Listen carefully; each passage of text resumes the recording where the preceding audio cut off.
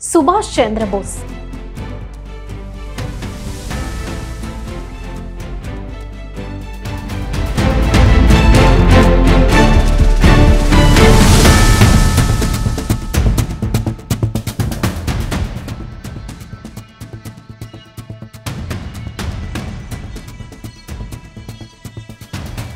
సుభాష్ చంద్రబోస్ భారత స్వాతంత్ర పోరాట చరిత్రలో అత్యంత శక్తివంతమైన ప్రజల గుండెల్లో దేవుడిలా నిలిచిన నాయకుడు.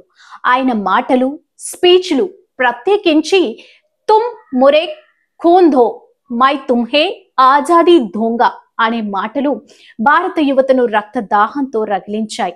అహింస మార్గం కన్నా బోస్ దృఢంగా గాంధీ సిద్ధాంతాల కన్నా భిన్నంగా శాస్త్రాలతో బ్రిటిష్ ను దేశం నుంచి తిప్పికొట్టాలని విశ్వసించాడు.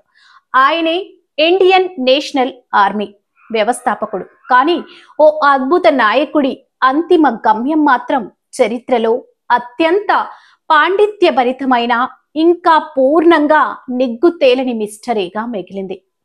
1945 ఆగస్టు 18 జపాన్ తిరుగుబాటు తర్వాత తైవాన్లోని తైహోకు ఎయిర్పోర్టు నుంచి టోక్యోకు బయలుదేరిన విమానం మిడ్ ఎయిర్లో మంటలు పట్టుకొని క్రాష్ అయ్యిందని వార్తలొచ్చాయి.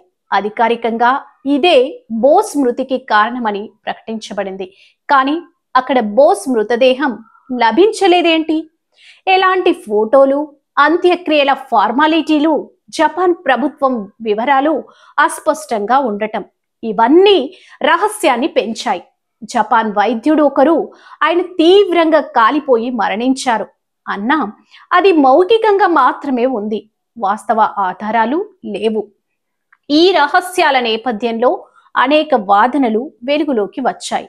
కొంతమంది ఆయన రష్యాకు వెళ్లారని, స్టాలిన్ ఆయన్ను అరెస్ట్ చేసి మరణానికి కారణమయ్యారని చెబుతారు. ఇంకొందరు ఆయన రష్యా సహకారంతో భవిష్యత్తు భారత స్వాతంత్ర పోరాటానికి మౌనంగా ప్రణాళికలు రచిస్తున్నారని నమ్ముతారు. కానీ అసలైన సంచలనం గుమ్నా మీ బాబా అనే వ్యక్తి చుట్టూ తిరుగుతుంది.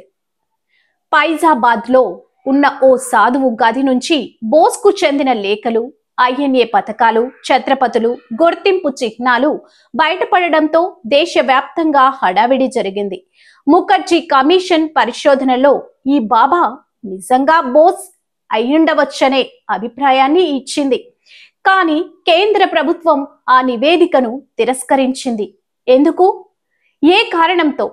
ఇంకొక కోణం, బ్రిటిష్ ఇంటెలిజెన్స్, భారతదేశ రాజకీయ నాయకులు కూడా బోస్ తిరిగి వచ్చినా స్వాగతించారన్న భావన. ఎందుకంటే అతని ప్రజాదరణ గాంధీ, నెహ్రూ కన్నా ఎక్కువగా మారిపోతుందనే భయం. సో వారు మౌనంగా ఆయన తిరిగి రాకుండా చేశారని అభిప్రాయం. ఇది ఆ కాలంలో భయంకరమైన రాజకీయ కుట్రలు జరుగుతున్న కాలం కావడం విశేషం. ఇతర సంఘటనలతో పోలిస్తే బోస్ మరణం చుట్టూ ఉన్న రహస్యాల పరిమాణం మరియు ప్రజల్లో ఉన్న ఉత్సుకత అసాధారణం. ఆచూకీ లేని మృతదేహం, ప్రభుత్వాల వెనుకాడే వైఖరి, విచారణల పరిమితి, గుమ్మిడి వలె ముట్టలేని మిస్టరీ, ఇవన్నీ కలిసి నేతాజీ మృతిని భారత చరిత్రలో గొప్ప ప్రశ్నగా మార్చాయి.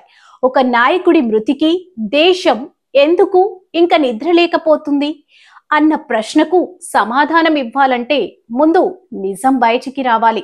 అప్పటి వరకు నేతాజీ ఎక్కడో ఉన్నారు అనే భావన ప్రజల గుండెల్లో నిలిచిపోయింది. లైక్ చేయండి, షేర్ చేయండి.